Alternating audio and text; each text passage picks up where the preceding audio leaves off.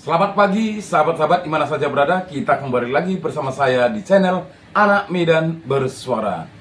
Pagi ini saya akan membawakan satu konten yang perlu kita saling mengingatkan teman-teman ya. Namun sebelumnya saya mengucapkan Assalamualaikum, salam sejahtera bagi kita semua. Shalom, Om Swastiastu, Namo Buddhaya, salam kebajikan, salam Pancasila. Baik teman-teman, kita lanjut ya. Beberapa hari ini isu-isu yang sangat luar biasa ya, termasuk katanya bahwasanya Menteri Keuangan akan mundur dari Kabinet Merah Putih, tapi disangkal oleh Istana. Dan tiba-tiba keadaan ekonomi ataupun IHSG ya, itu turun langsung anjlok. Termasuk pembayaran pajak, bahwasanya pendapatan negara melalui pajak turun drastis di bulan Januari. Dan ini mengakibatkan krisis di depan mata.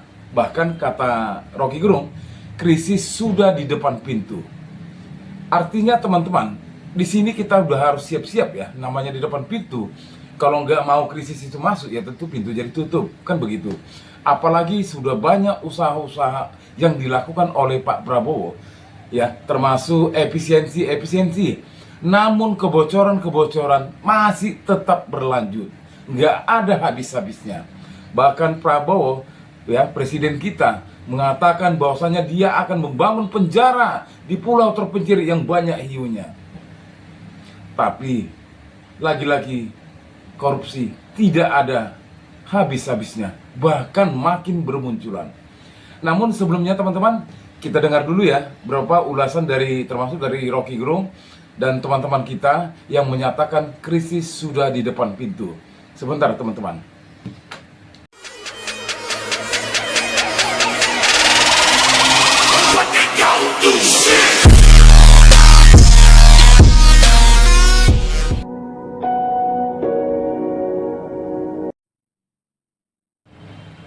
Akhirnya krisis sudah tiba di depan pintu dan situasi yang menyebabkan semua media asing, media dalam negeri juga mulai membayangkan potensi krisis ekonomi di semester awal ini. Dan itu sangat real karena bukan saja keterangan data statistik, tetapi situasi psikologis masyarakat bawah yang terutama menganggap bahwa APBN yang tidak bisa dipenuhi terutama oleh Menteri Keuangan karena bolong terus dan ya semua data kita tahu, pajak tidak masuk, Cortex itu gagal segala macam. Lalu orang berpikir apa harapan yang bisa dijanjikan oleh pemerintah, oleh Presiden Prabowo bahwa akan ada kemajuan ekonomi, akan tiba di 8%, akan ada koruptor yang dihukum. Jadi semua hal yang sifatnya ideologis karena memang itu dimaksudkan oleh Presiden Prabowo, itu memberantas korupsi supaya dimungkinkan untuk menabung demi pembangunan dan demi kemakmuran rakyat, mengupayakan pengumpulan pajak supaya terjadi keadilan bahwa yang kaya harus dipajaki secara progresif. Jadi semua itu bahasa rakyat. Tetapi rakyat selalu melihat bahwa semua yang dia ucapkan, yang diucapkan oleh Presiden hari-hari ini tidak mengalami progres. Atau kalangan rakyat menganggap bahwa karena dikorupsi maka APBN itu berantakan, karena dikorupsi maka pajak tidak masuk, karena dikorupsi maka kesempatan untuk menikmati keadilan sosial tidak terwujud. Kan itu pikiran sederhana dari rakyat kita. Rakyat menganggap bahwa ada ketidakjujuran, ada ketimpangan, ada ketidakadilan.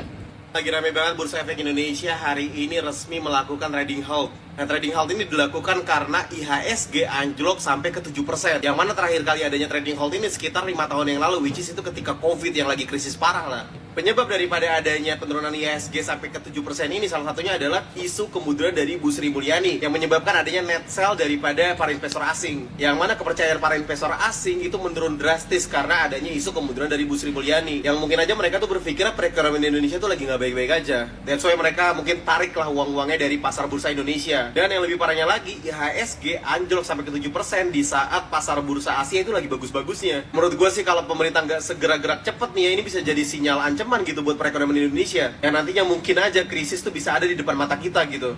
Salam nyangkut rekan-rekan semua. hari ini tanggal 18 Maret 2025, IHSG turun sampai hampir 7%. Buat para investor atau trader yang uangnya udah full di saham, nggak punya duit cash lagi, sabar. Karena penurunan ini cuma terjadi sementara waktu. Paling cuma sampai tahun 2029. Karena 2030 Indonesia bubar. Iya. Baik sahabat-sahabat, bagaimana pendapat teman-teman? Tulis di komentar ya.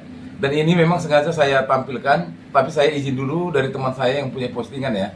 Sesama konten kreator, saya pakai postingan teman-teman. Dan ini mengingatkan kepada kita teman-teman. Saya hanya mengambil rilis dari Pak Rocky Gerung, karena pemikiran dia itu memang luar biasa ya.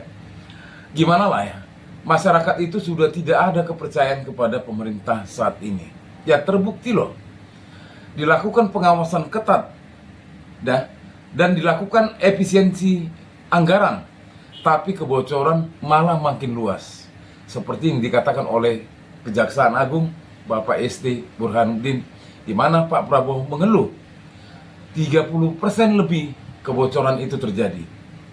Bahkan Pak Prabowo mengatakan akan membuat satu penjara khusus untuk ternak-ternak korupsi.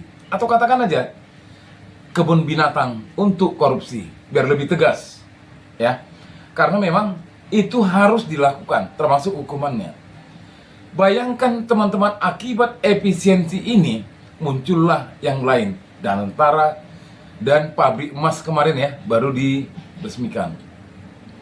Alih-alih untuk efisiensi, nyatanya teman-teman, kita itu masyarakat berharap agar hukuman yang dilakukan oleh para pelaku koruptor itulah yang harus lebih didominankan. Misalnya hukuman mati atau hukuman maksimal 50 tahun, minimal 50 tahun, dan hartanya dikuras atau diambil karena itu adalah milik negara.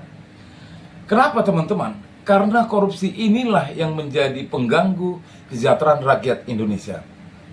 Tapi akibat korupsi, pemerintah alih-alih menerbitkan satu undang-undang lalu lintas, bahwasanya apabila kita tidak membayar pajak lebih dari 2 tahun akan dianggap bodong.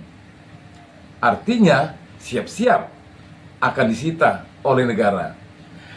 Kita berharap penyitaan itu dilakukan kepada pelaku korupsi, bukan kepada rakyat Indonesia. Coba ingat gak teman-teman, kemarin ada postingan ya, seorang bapak yang sudah rentah menggunakan sepeda motor yang tua, mungkin seusia dia juga. Ketika dia lewat ada razia dan di stop. Ya nggak mungkin lagi dia mempunyai surat-surat lengkap. Ya. Dan ini kendaraan ini digunakannya untuk setiap hari dia bekerja. Karena dia tidak mempunyai surat-surat, daripada disita, akhirnya dia buka tangki minyak dan dibakar. Apa seperti itu? Tidak kan?